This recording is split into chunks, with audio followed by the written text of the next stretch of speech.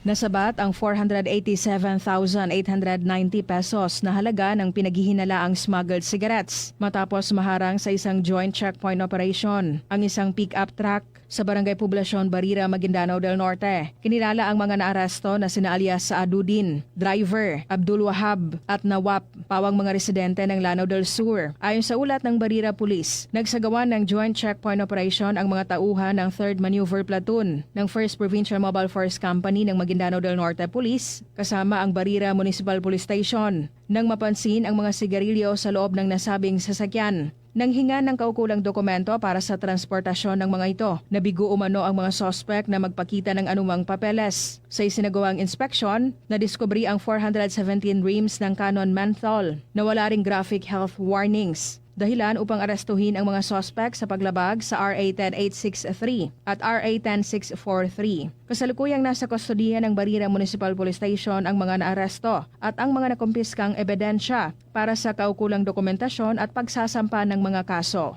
Rufa Mocalid, NDBC, Bida Balita.